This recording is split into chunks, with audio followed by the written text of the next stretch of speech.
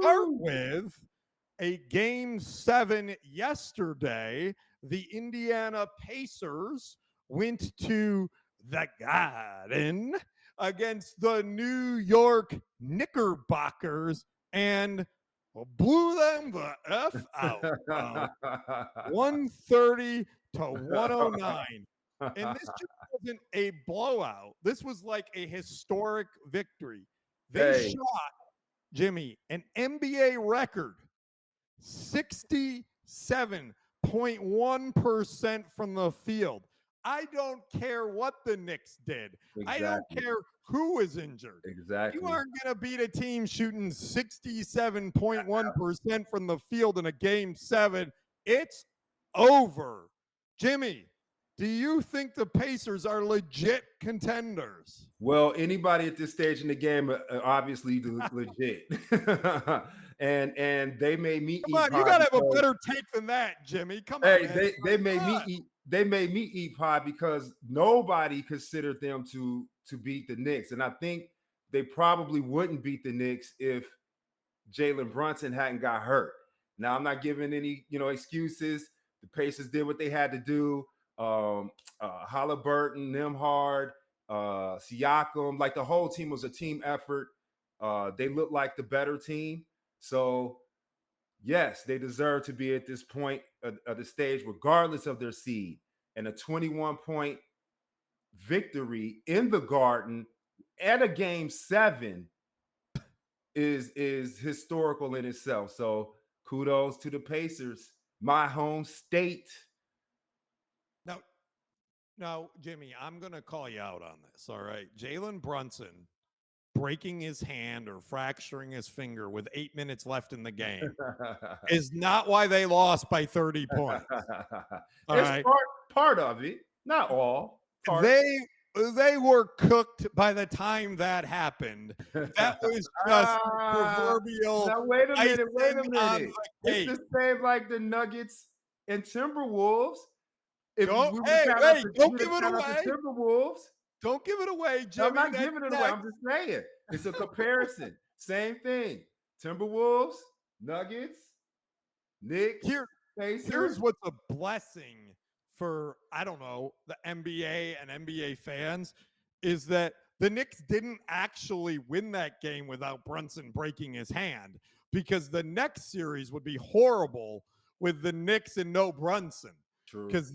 But the one other thing before we move on, Jimmy, that I want to bring up is I remember you saying maybe 2 weeks ago that at best a gentleman's sweep. At best. I don't recall you picking the Pacers in 7 or the Pacers even getting 2 wins. No, they won the series, Jimmy. I did not. I didn't see the Pacers. Like I said, like me, I'm eating crow. I did not pick the Pacers to win more than 2 games, and they're in the conference finals. All right. So did they gain a little bit of respect from the King? Oh, absolutely. That's why I said any team to make it to this point is pretty good. You just don't make. I mean, of course, the Jalen Brunson hand thing. Who knows? And they had some other issues too, but yeah, I think the Pacers have found it looked like they found a mark. Okay. It looked like they're playing well together. It's not just 1 or 2 guys. It's the team. It's the whole team. I don't want to extend this topic too long, Jimmy, but I'm going to add something in here that I think is important to say, which is I don't think the Pacers are good. I look at the Pacers and I go, well, this is just an average team. They're playing well together, whatever. Right? They don't even really have a star guy. And then I remember who's on the bench. And there's a guy by the name of Rick Carlisle who seems to have a career of doing this. That's right. He took the no-name Pistons and beat the all-name Lakers in the early 2000s. Coach him up. Then about a decade later, he took the Dirk Nowitzki only Dallas Mavericks and won a championship. And now he's got the no-name, nobody who's ever heard of these guys, Indiana Pacers, in the Eastern Conference Finals. Do you know why, B? he is an old school NBA player.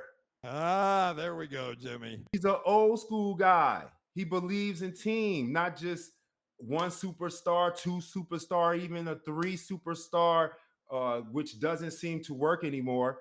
The big three doesn't seem to be a factor in considering who's going to No, go deep into the playoffs or even win the championship. So no. Rick Carlisle is a veteran player, veteran coach, and he does this everywhere he goes. So well coached teams.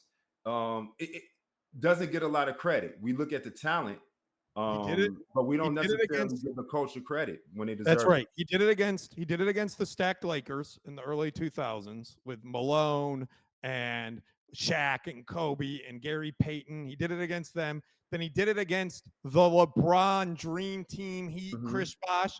So every time somebody tries a super team, he does this, He does. right?